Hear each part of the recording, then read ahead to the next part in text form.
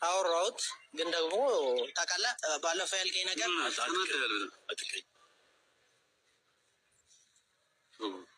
ሁለታችሁም ለማድረግ እየሞከራችሁ ያላችሁ ነገር ምንም ደስ አይልም። ሰዓታችሁን ብትይዙ ጥሩ።